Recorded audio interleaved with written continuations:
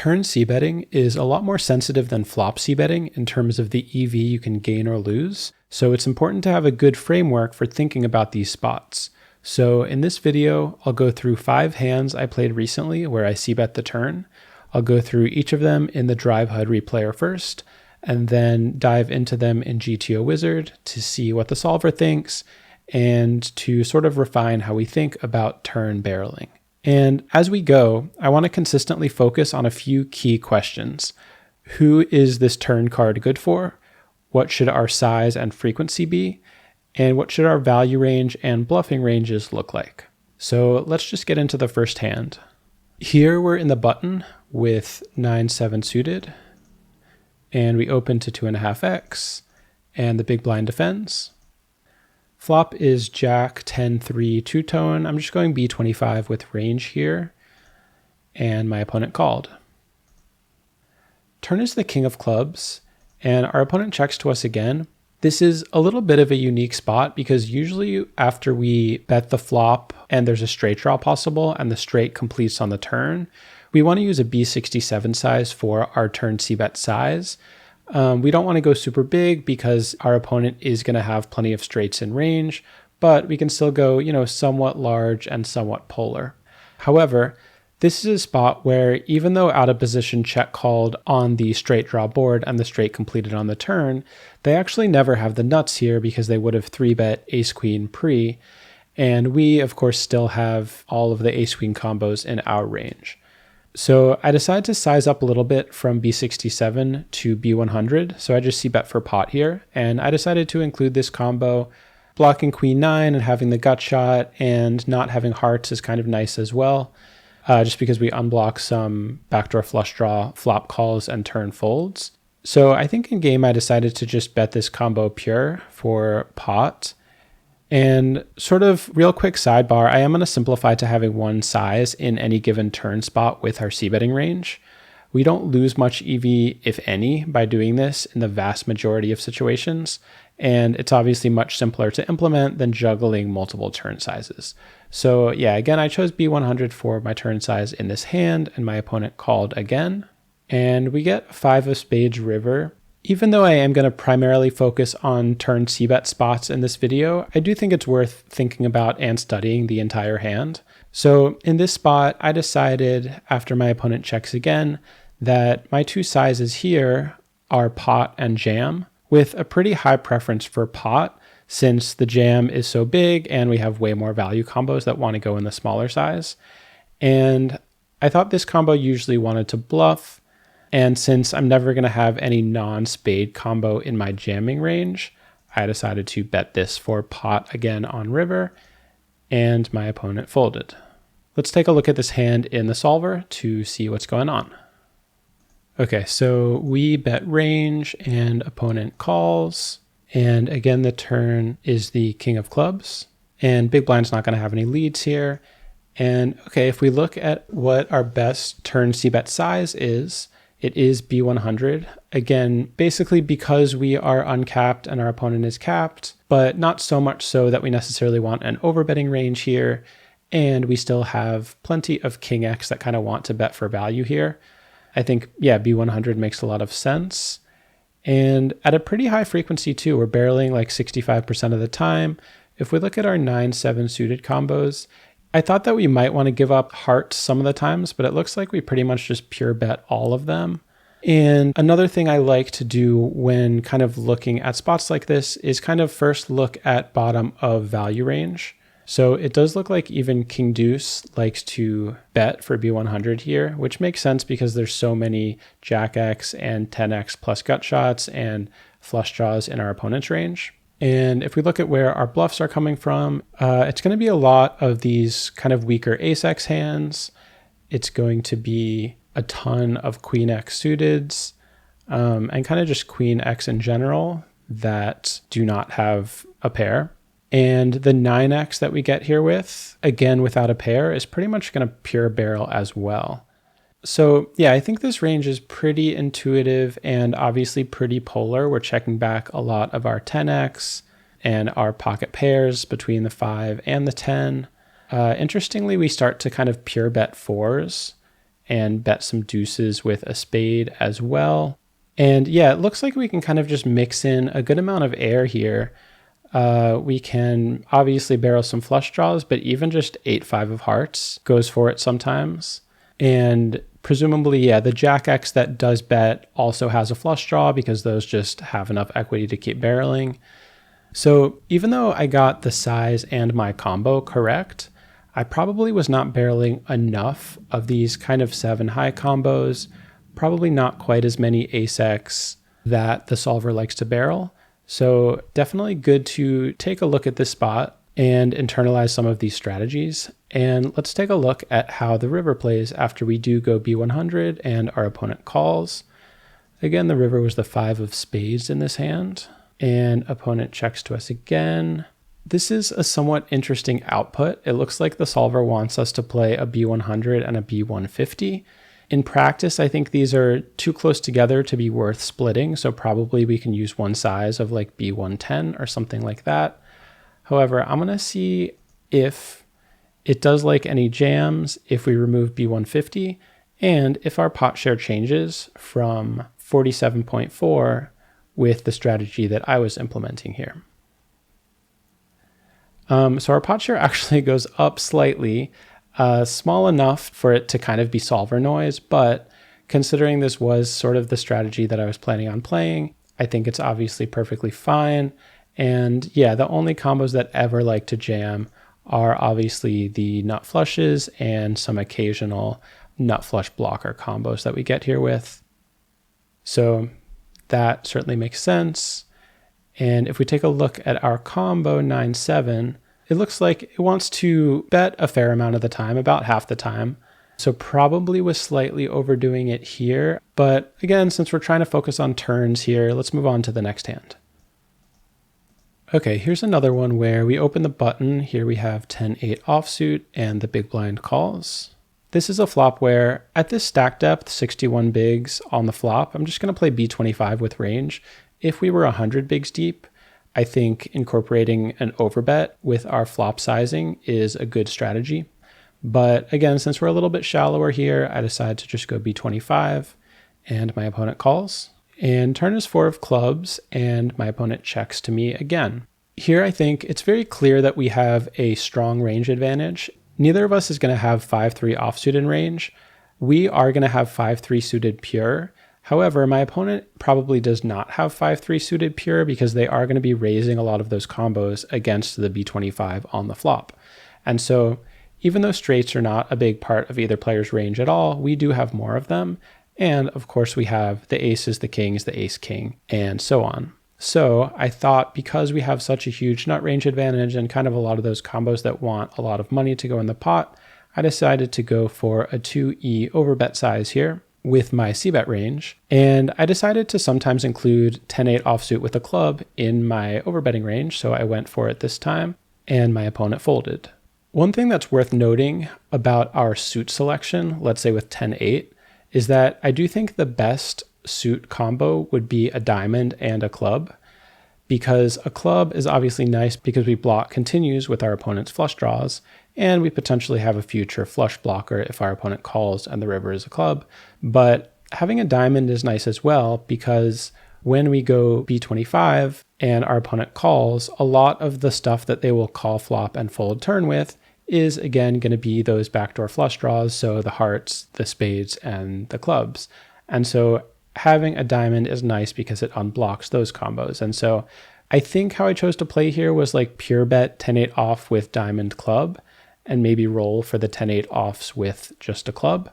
But let's take a look and see what the solver thinks of sort of the flop and the turn strategy here. Okay, yeah, here we have the spot in the solver.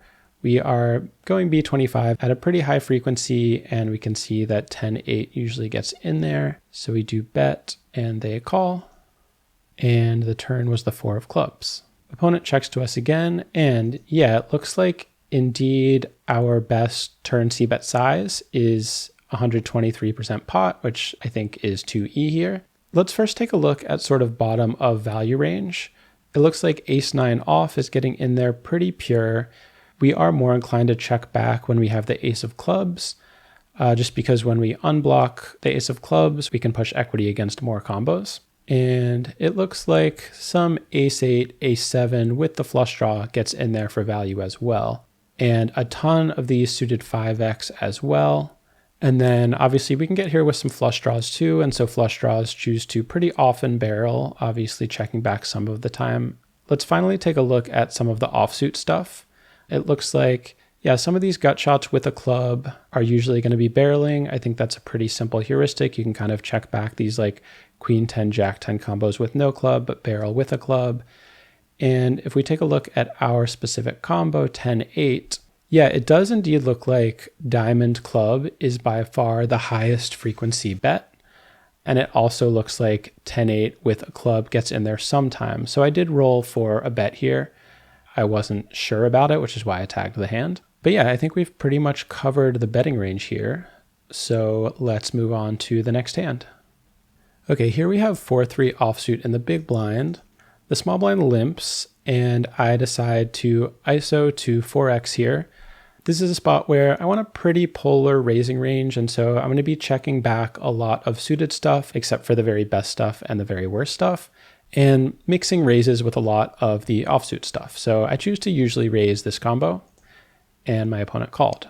We go to a king 6 deuce two-tone board, and it looks like I choose to go b67 with my c-bet size, and I think this is a very intuitive combo to get in there with the gut shot and the club, and my opponent calls. The turn pairs the deuce, and our opponent checks to us again. This is a spot where small blind isn't totally capped. They still have some trips and boats, and also the paired board makes it not as dynamic a board anymore. And so for all those reasons, I don't think we want an overbet size here, but we still can go large and polar because we still do have an overall range advantage. And so this is another spot where I chose to go B100 with my turn c-bet size. There are some cases where we wouldn't want a spade because we would block villains, again, backdoor flush draw, call flop, fold turn combos.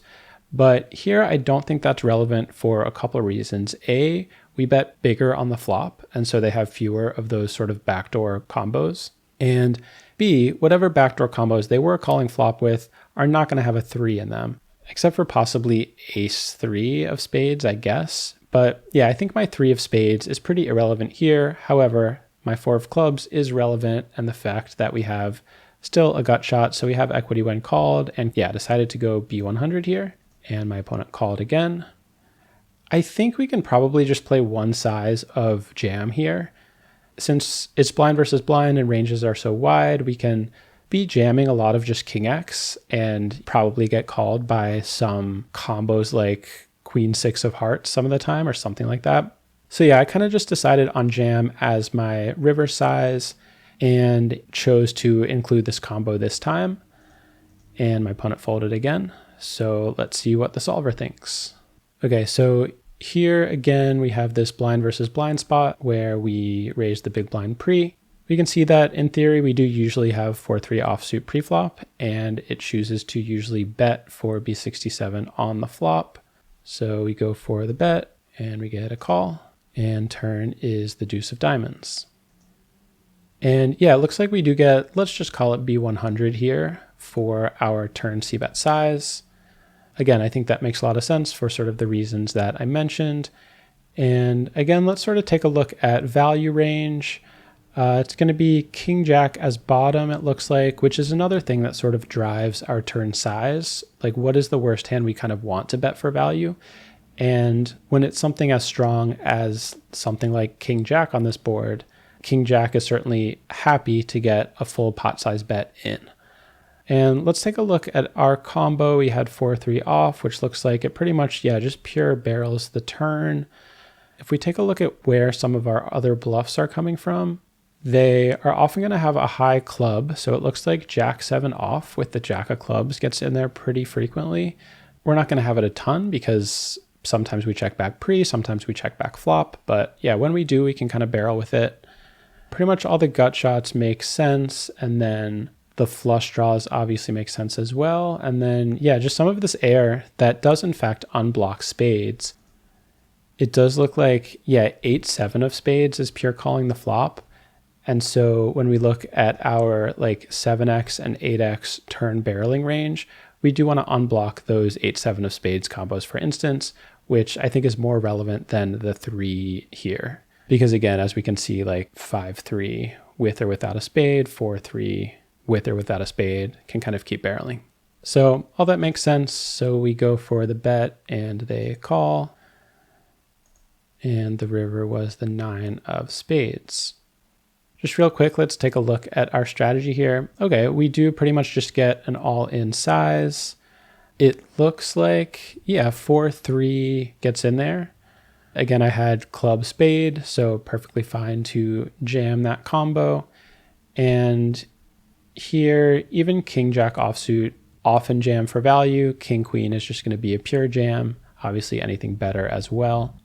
So this is another spot where even though I technically played my combo pretty well, I was not playing a perfect strategy on any of these streets. And so looking at these ranges definitely helps refine my strategy here with other combos that are perhaps less intuitive.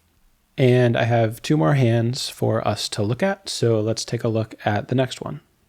Okay, here we have ace 8 of hearts on the button.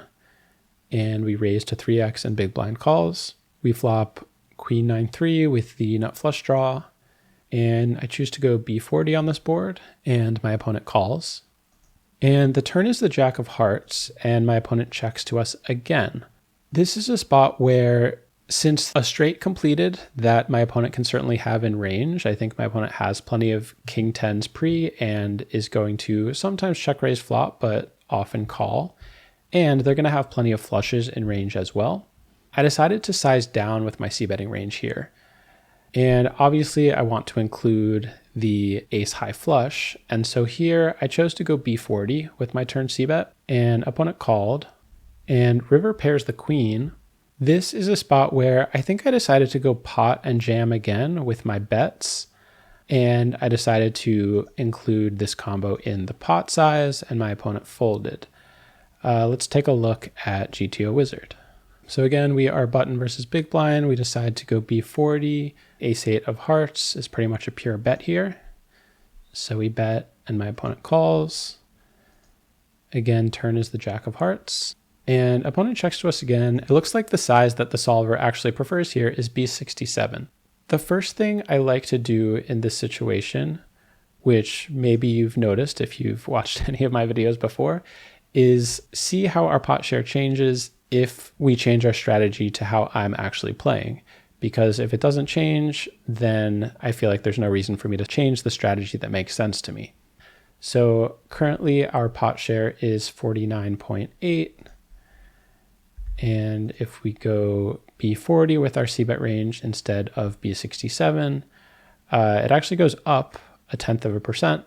So again, this could just be solver noise, but I'm perfectly happy to just play b40 because that is sort of what makes sense to me based on the reasons that I sort of explained in the replayer. If we look at our range construction here, we can be betting as weak as queen 8 for value. A lot of mixing going on with a heart and a gut shot, as we can see with this king 7 off, king 6 off kind of stuff. Pure barreling deuces is kind of interesting, especially the ones with no heart.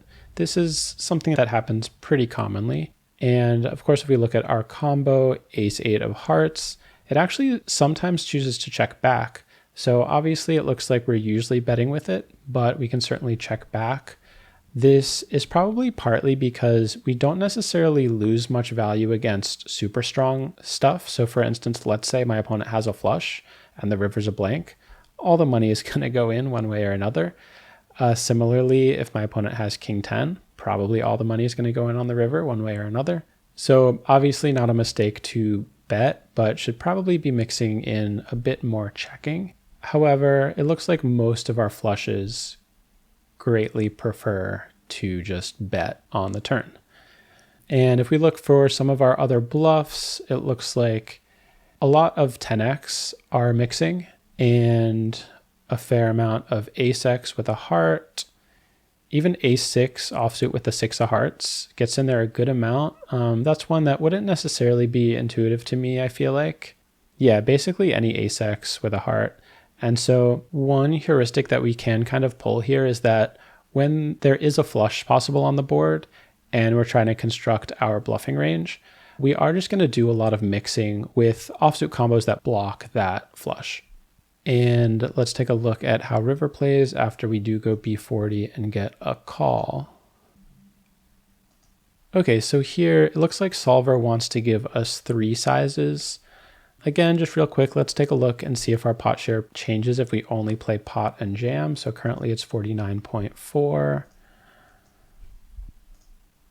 And yeah, it goes down by 0.2%, not significant enough for me to want to juggle 3 sizes here where I'm just more likely to not nail it. And yeah, if we look at ace 8, this one is kind of interesting. It looks like we actually usually jam with ace 8, even though it is a 400% pot jam and a paired board. So definitely interesting there. I wonder if they're calling with stuff like queen 10 with the 10 of hearts against a jam. Let's just take a quick look at their calling range. Yeah, queen 10 off with the 10 of hearts, basically pure calls actually. And so it looks like for that reason, jack 9 off is sort of indifferent. Yeah, we can probably be going a bit thinner than what I thought was intuitive on the river for a B409 all in. So kind of a cool takeaway there, but I don't want to spend too much time on the river here. So let's dive into our last hand. Okay, so all the rest of the spots were in position c-betting spots, since that is going to be the most common situation, but this is an out of position spot. Here I limp the small blind with queen 4 suited and big blind checks. Flop is king jack 10. I decide to just go for a bet here. We could certainly bet bigger, but I just decided to go like b33 and opponent calls. This is a spot where we have a significant range advantage. I am certainly going to be limping some very strong hands, including ace queen and some of these sets, whereas my opponent is going to be raising them pre. And so I wanted a big bet here, but 2e sort of seemed like overkill since the SPR is so high. So I sort of landed on b150 and my opponent called, and river is the 6 of diamonds. I think these like queen low combos make good bluffing candidates here. And here, again, sort of paying close attention to suits, I think queen 4 of clubs would be the highest EV bluff. Again, because those are going to unblock some of those backdoor flop calls.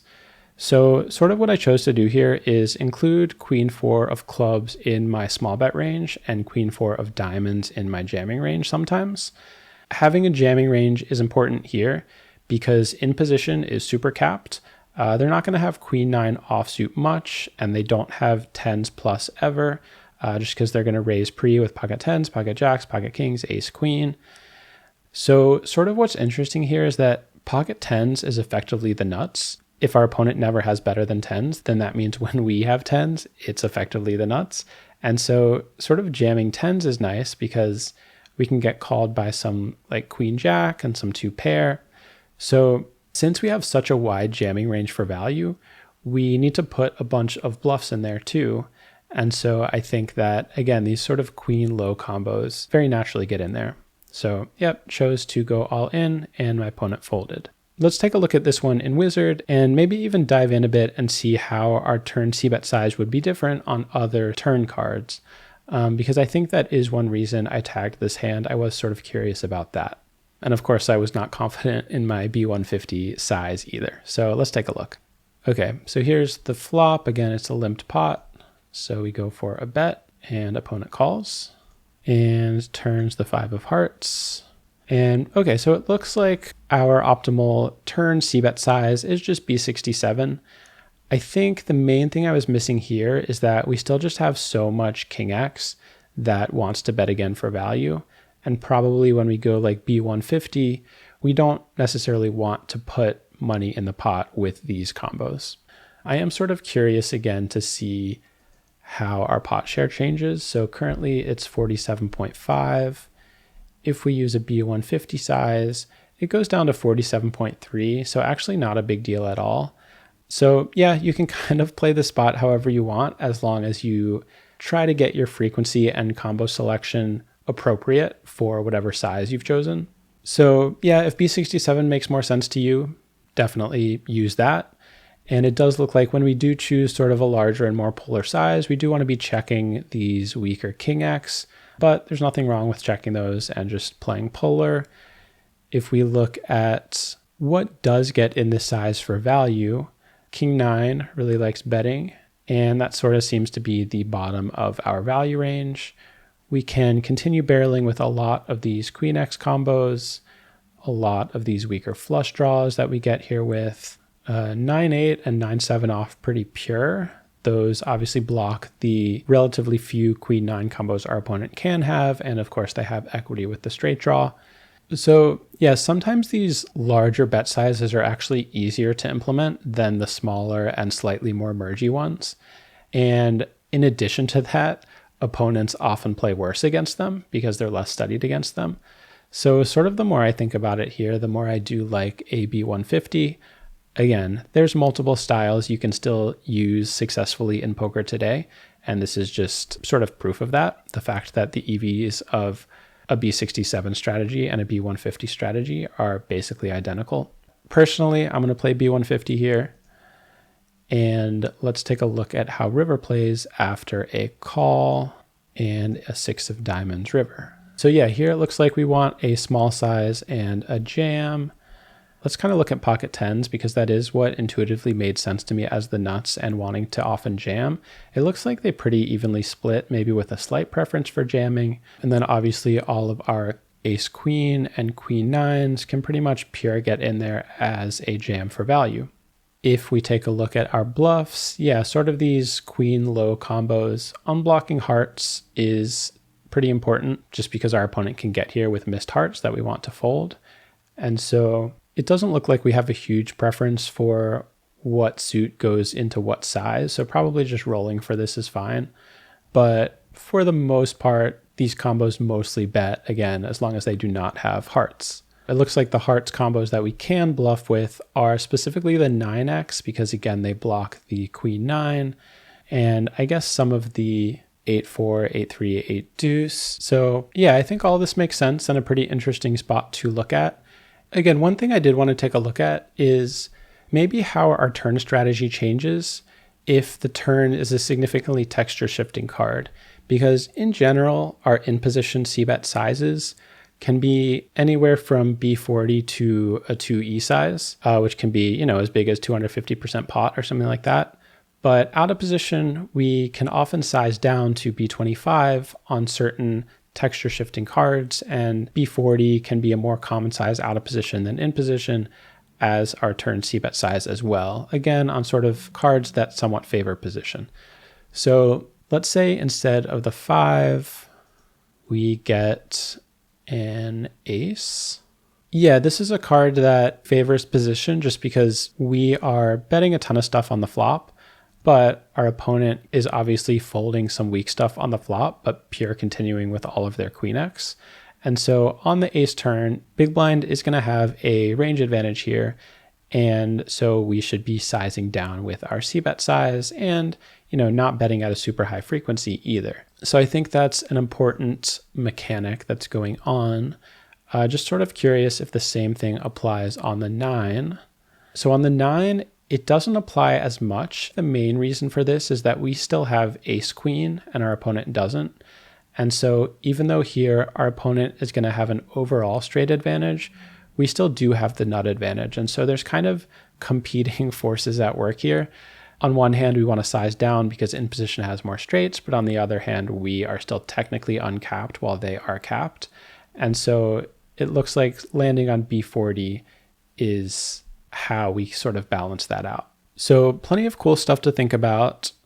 In this video, I did focus on single raise pots and just that one limped pot, since I already made a video focusing on 3-bet pots that had some turn c-bet spots. So feel free to check that out, and I'll wrap things up here. Thanks for watching. Let me know what you think in the comments. And if you haven't already, consider subscribing to the channel, and I'll see you in the next video.